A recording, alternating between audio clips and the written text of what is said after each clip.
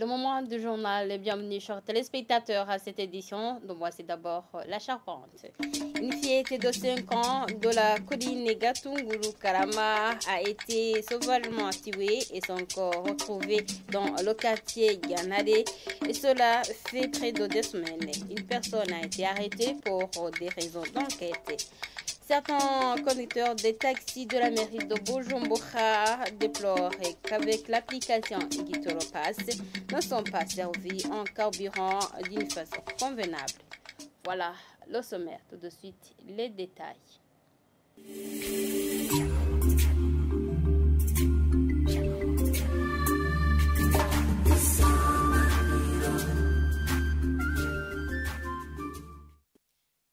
Justice transitionnelle pour commencer cette édition. Le collectif des associations pour la réconciliation et l'appui aux victimes des crises qu'a connu le Burundi apprécie positivement le travail de recensement des personnes assassinées ou disparues depuis 1885 jusqu'en 2008, organisé par la CVR. Comme Ndikoumana, président de ce collectif, souhaite que ce travail se déroule dans la transparence et que la justice soit faite afin que les Burundais connaissent la vérité de ce qui s'est passé dans le pays suivi.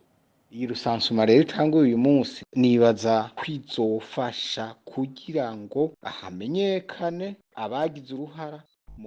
Ce recensement qui débute aujourd'hui, je pense que ça permettra aux Burundais de connaître tous ceux qui ont commis les crimes, qui ont endeuillé les familles, même de connaître les personnes assassinées et leurs noms. Ce travail ne va pas être clôturé demain ou après-demain. Il va continuer pour arriver à une vraie réconciliation des Burundais, sans distinction aucune. Cette activité n'est pas la première organisée par la CVR. Il est parmi d'autres activités déjà réalisées par la Commission Vérité et Réconciliation. Nous souhaitons que ça soit fait avec attention pour éviter quelques lacunes qui peuvent s'observer. Une activité organisée pour un bien de tous les Burundais. Nous accueillons favorablement ce travail parce que ça va nous permettre à avoir la vérité dans tout ce que les Burundais ont vécu. Et il y aura la transparence pour connaître les victimes et ceux qui ont perdu les leurs. Et là, les personnes auront des cœurs apaisés. Au sein de Karavi, la vérité est primordiale. S'il y a la justice et que toutes les idées seront orientées vers la vérité, jamais on ne pourra pas retourner en arrière. C'est pour cela que la réconciliation sera possible si les Burundais disent la vérité.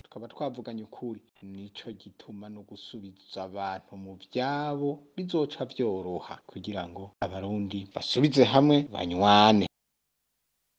La page de sécurité à présent, une fillette de 5 ans de la colline Gatunguru Karama a été sauvagement tuée et son corps retrouvé dans le quartier Ganade. Cela fait près de 2 semaines. Sa maman a dit ignorer le motif et les auteurs de cet acte ignoble. Sengiumva Alexis, chef de cette colline située en zone Luiridi de la commune Mutimbodi, précise qu'une personne, le père de cette fillette, a été arrêté pour des raisons d'enquête. Mireille Kanyange s'est rendue sur le lieu. Milka, c'est cette fille de 5 ans retrouvée morte le 1er novembre, toute nue, décapitée, dans la localité de Ganare, dans des plantations. La maman, mère de 3 enfants, endeuillée par cet assassinat, fait savoir que la petite venait de se réveiller et est partie pour ne plus revenir.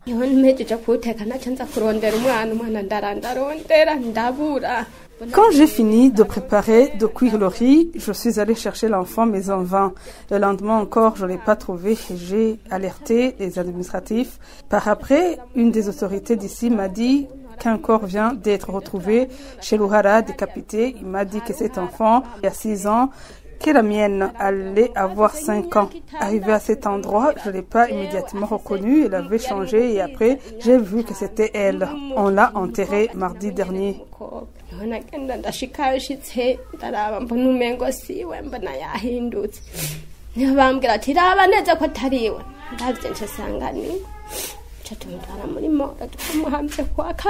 Il a alerté l'administration locale, ce que confirme Alexine Sengiumva, chef de colline Gatunguru Karama, qui informe que le corps a été retrouvé dans le secteur Yanare et ce ne sont pas deux corps comme le pensait une certaine opinion. Hariho ikibondo c'imyaka 4 n'inusu mboneho no kubeshuza abashikiriza ko ari abana. Il y a un enfant de 4 ans et demi. Je demande ce ne sont pas deux, du nom de Wutoyi Milka, du secteur Mocho. Il jouait avec ses amis, puis l'après-midi, sa maman l'a cherché et ne l'a pas trouvé. Il a cherché dans le voisinage sans la trouver. Nous aussi nous avons cherché et avons trouvé le corps dans le secteur Yanare. Là, on y cultive des amarandes. Il n'y a pas de maison.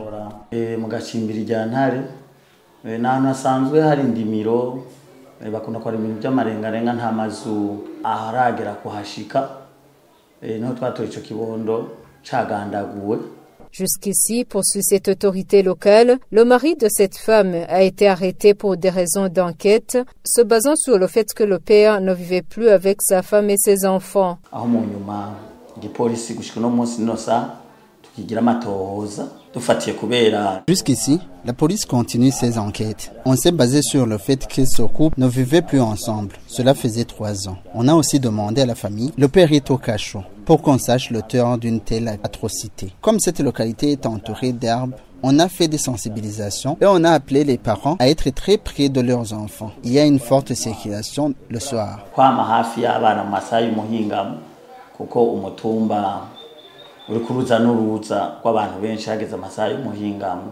Toutefois, cette femme demande que son mari soit relâché. Il ne peut en aucun cas, dit-elle, être l'auteur de cet acte ignoble.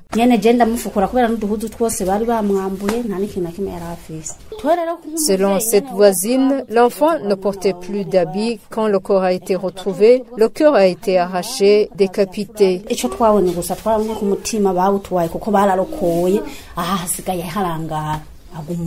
Tous demandent que les auteurs de cet acte ignoble soient identifiés et punis.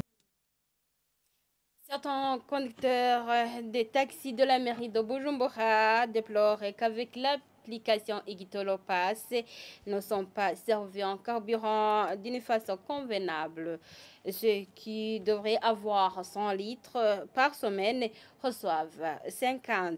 Ils indiquent que cela ne facilite pas leur tâche.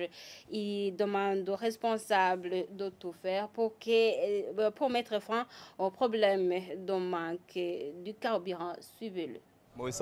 Pour ce qui est de l'application Igitoro Pass, il y a des gens pour qui ça fonctionne et d'autres pour qui ça ne fonctionne pas. Pour ces derniers, ils ont enregistré leur voiture, ils ont tous les papiers, mais ils ne peuvent pas avoir de carburant. S'ils se rendent aux stations-service, ils leur disent de revenir sur leur pas.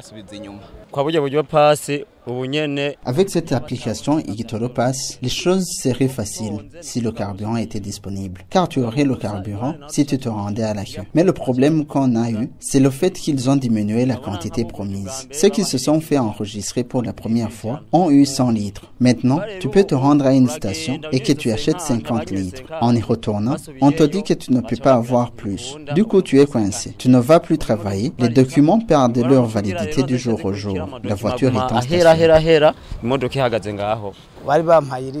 On m'avait promis 100 litres par semaine. On les a diminués jusqu'à 50 litres. Cela n'est pas possible et ça nous déstabilise. Mais nous n'avons pas le choix. On doit se conformer aux directives du gouvernement. À la maison, ce qui se passe, on vit avec ce qu'on a, rien d'autre. On n'a pas de choix. Si nos voitures n'ont pas de carburant, nous les mettons aux arrêts. Comme nous sommes au courant de cette situation qui prévaut, qu'il y a une pénurie de carburant, qu'ils essaient au moins de nous donner 70 à 80 litres par semaine, car si on n'a pas accès à cette quantité, il y a des jours où on ne travaille pas, alors qu'on doit donner des versements à nos chefs. On demande à ce que les responsables essaient tout pour que le carburant soit disponible. Donnons aussi des 10 pays pour parler d'un emprisonnement allant de 2 ans à 20 ans et une amende allant de 50 à 500 000 francs contre les auteurs de feux de brousse et une amende de 100 000 francs par bête attrapée entre deux broutés dans les espaces incendies sont les sanctions prévues par le Code des forestiers du Burundi. C'est après les lamentations de l'Office burundais en charge de protection de l'environnement au BPI antenne provinciale de Rumongue que les suspects dotés les infractions ont été illégalement relâchés. Jean-Pierre Misago pour plus de détails. L'article 212 de ce code des forestiers stipule que toute infraction dans la réglementation des feux de brousse et des incendies de forêt est punie d'un emprisonnement de 10 ans à 20 ans et d'une amende de 100 000 à 500 000 francs burundais. Dans son article 213, ce code prévoit que quiconque par imprudence, négligence, inattention, inobservation des règlements cause un incendie dans les domaines forestiers est puni d'un emprisonnement de 2 mois à 1 an et d'une amende de 50 000 francs à 200 000 francs burundais ou de l'une de ces peines seulement. S'il en résulte de pertes en vies humaines, la peine est de 5 ans à 10 ans de servitude pénale. L'article 214 punit d'un emprisonnement de 3 mois à 1 an et d'une amende de 50 000 à 200 000 francs burundais ou de l'une de ces peines seulement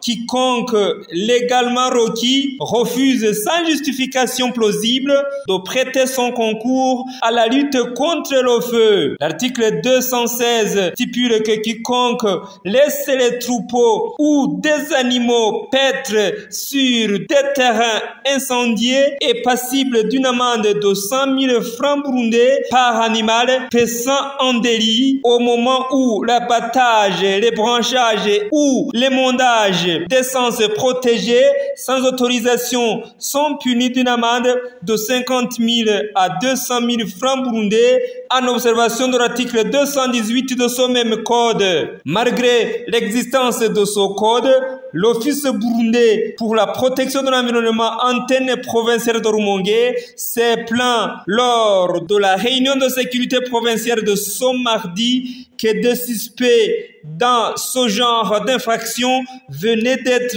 libérés sans même que le tribunal s'y prononce. Jean-Pierre Misago, depuis Rumongue.